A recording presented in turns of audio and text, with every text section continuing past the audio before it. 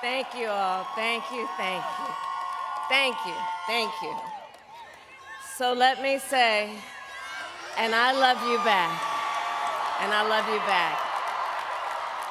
So let me say, my heart is full today.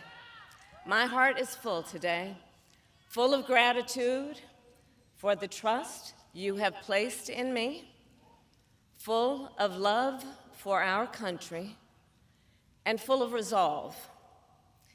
The outcome of this election is not what we wanted, not what we fought for, not what we voted for, but hear me when I say, the light of America's promise will always burn bright. As long as we never give up, and as long as we keep fighting.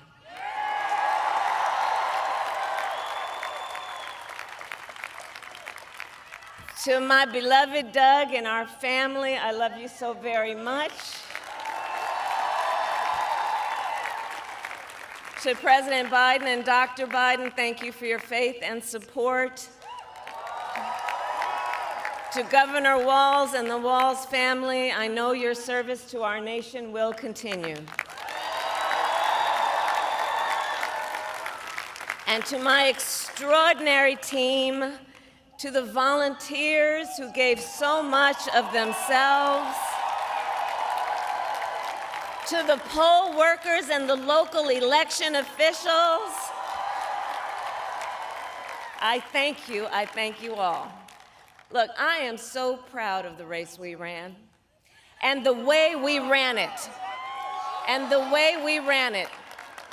Over the 107 days of this campaign, we have been intentional about building community and building coalitions, bringing people together from every walk of life and background, united by love of country, with enthusiasm and joy in our fight for America's future. And we did it with the knowledge that we all have so much more in common than what separates us. Now, I know folks are feeling and experiencing a range of emotions right now. I get it. But we must accept the results of this election. Earlier today, I spoke with President-elect Trump and congratulated him on his victory. I also told him that we will help him and his team with their transition, and that we will engage in a peaceful transfer of power.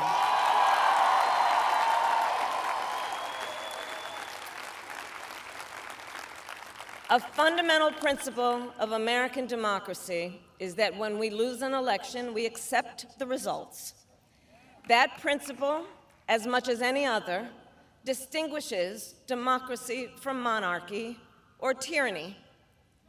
And anyone who seeks the public trust must honor it. At the same time, in our nation, we owe loyalty not to a president or a party, but to the Constitution of the United States.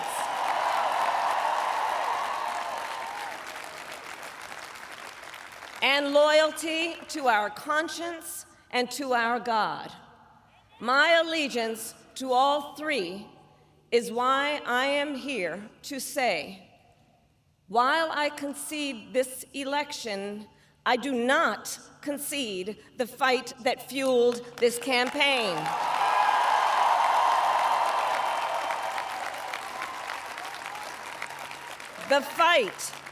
The fight for freedom, for opportunity, for fairness, and the dignity of all people.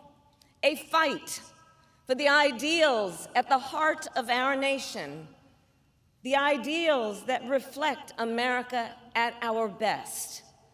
That is a fight I will never give up.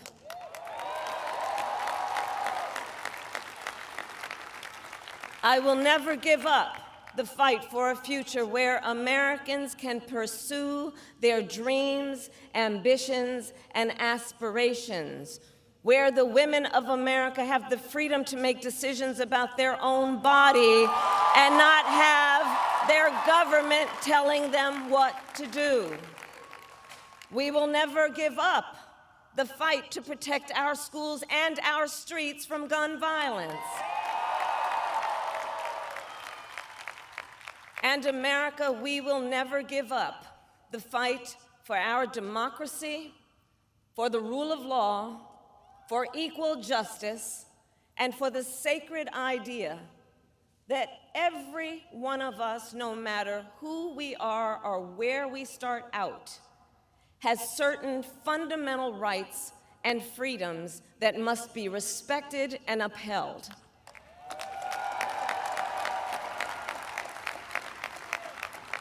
And we will continue to wage this fight in the voting booth, in the courts, and in the public square.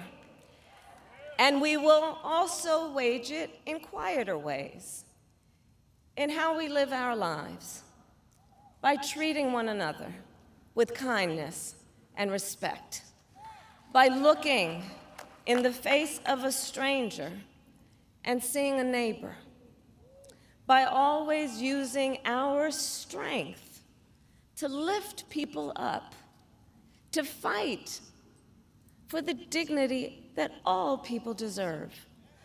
The fight for our freedom will take hard work, but like I always say, we like hard work. Hard work is good work. Hard work can be joyful work. And the fight for our country is always worth it. It is always worth it.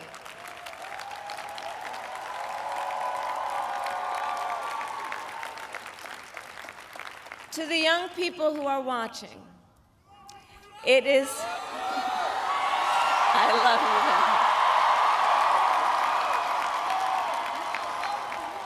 you. To the young people who are watching, it is okay to feel sad and disappointed, but please know it's going to be okay.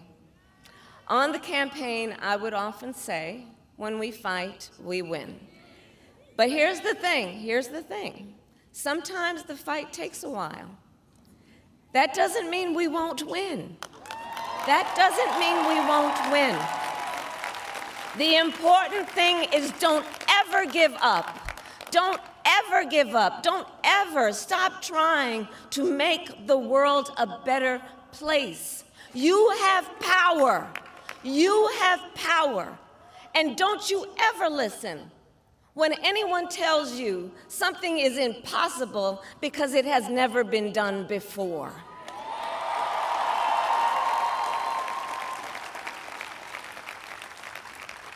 You have the capacity to do extraordinary good in the world.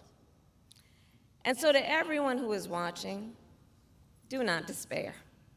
This is not a time to throw up our hands. This is a time to roll up our sleeves.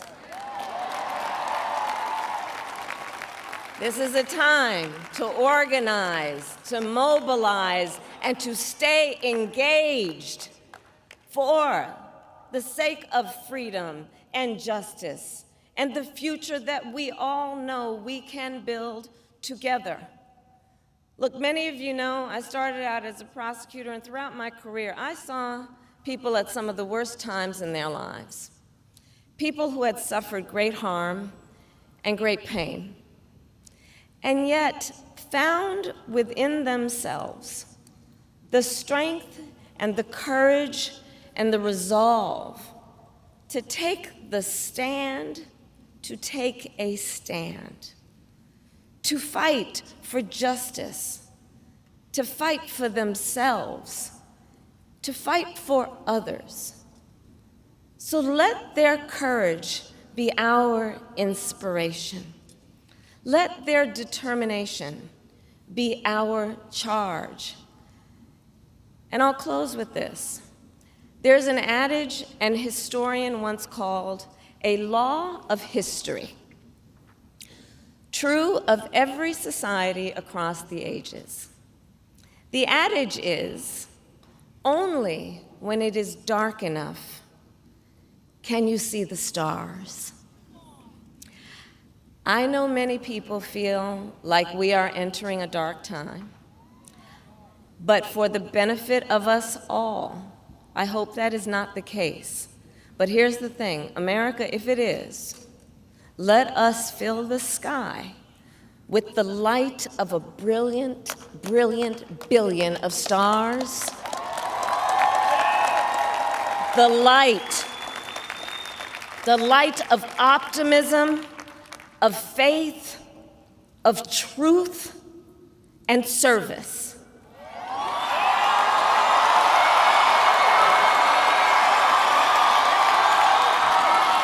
HU. And may that work guide us, even in the face of setbacks, toward the extraordinary promise of the United States of America. I thank you all. May God bless you, and may God bless the United States of America. I thank you all.